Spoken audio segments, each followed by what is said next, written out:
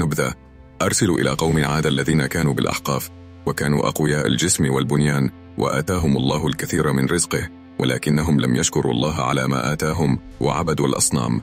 فأرسل لهم الله هودا نبيا مبشرا، كان حكيما، ولكنهم كذبوه وآذوه، فجاء عقاب الله وأهلكهم بريح صرصر عاتية استمرت 7 ليال و8 أيام. سيرته: عبادة الناس للأصنام.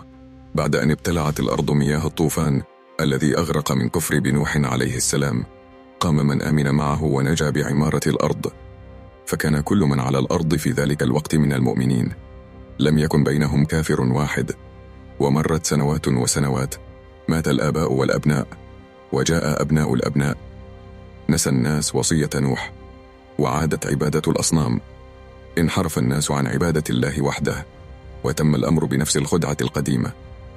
قال أحفاد قوم نوح: لا نريد أن ننسى آبائنا الذين نجاهم الله من الطوفان، وصنعوا للناجين تماثيل ليذكروهم بها، وتطور هذا التعظيم جيلا بعد جيل، فإذا الأمر ينقلب إلى العبادة، وإذا بالتماثيل تتحول بمكر من الشيطان إلى آلهة مع الله. وعادت الأرض تشكو من الظلام مرة ثانية، وأرسل الله سيدنا هودا إلى قومه. إرسال هود عليه السلام: كان هود من قبيلة اسمها عاد، وكانت هذه القبيلة تسكن مكانا يسمى الأحقاف، وهو صحراء تمتلئ بالرمال وتطل على البحر. أما مساكنهم فكانت خياما كبيرة لها أعمدة شديدة الضخامة والارتفاع. وكان قوم عاد أعظم أهل زمانهم في قوة الأجسام والطول والشدة، كانوا عمالقة وأقوياء، فكانوا يتفاخرون بقوتهم، فلم يكن في زمانهم أحد في قوتهم. ورغم ضخامة أجسامهم كانت لهم عقول مظلمة، كانوا يعبدون الأصنام ويدافعون عنها ويحاربون من أجلها، ويتهمون نبيهم ويسخرون منه. وكان المفروض ما داموا قد اعترفوا أنهم أشد الناس قوة أن يروا أن الله الذي خلقهم هو أشد منهم قوة. قال لهم هود نفس الكلمة التي يقولها كل رسول: لا تتغير، ولا تنقص، ولا تتردد، ولا تخاف، ولا تتراجع. كلمة واحدة هي الشجاعة كلها، وهي الحق وحده. يا قوم اعبدوا الله ما لكم من إله غيره، أفلا تتقون؟ وسأله قومه: هل تريد أن تكون سيدا علينا بدعوتك؟ وأي أجر تريده؟ إن هذه الظنون السئية تتكرر على ألسنة الكافرين عندما يدعوهم نبيهم للإيمان بالله وحده، فعقولهم الصغيرة لا تتجاوز الحياة الدنيوية، ولا يفكر إلا بالمجد والسلطة والرياسة.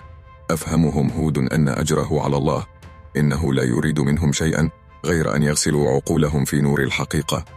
حدثهم عن نعمة الله عليهم، كيف جعلهم خلفاء لقوم نوح، كيف أعطاهم بسطة في الجسم وشدة في البأس، كيف أسكنهم الأرض التي تمنح الخير والزرع، كيف أرسل عليهم المطر الذي يحيا به الأرض. وتلفت قوم هود حولهم، فوجدوا أنهم أقوى من على الأرض، وأصابتهم الكبرياء وزادوا في العناد. قالوا لهود: كيف تتهم آلهتنا التي وجدنا آباءنا يعبدونها؟ قال هود: كان آباؤكم مخطئين. قال قوم هود: هل تقول يا هود إننا بعد أن نموت ونصبح ترابا يتطاير في الهواء سنعود إلى الحياة؟ قال هود: ستعودون يوم القيامة، ويسأل الله كل واحد فيكم عما فعل. انفجرت الضحكات بعد هذه الجملة الأخيرة. ما أغرب ادعاء هود! هكذا تهامس الكافرون من قومه. إن الإنسان يموت، فإذا مات تحلل جسده، فإذا تحلل جسده تحول إلى تراب، ثم يهب الهواء ويتطاير التراب. كيف يعود هذا كله إلى أصله؟ ثم ما معنى وجود يوم للقيامة؟ لماذا يقوم الأموات من موتهم؟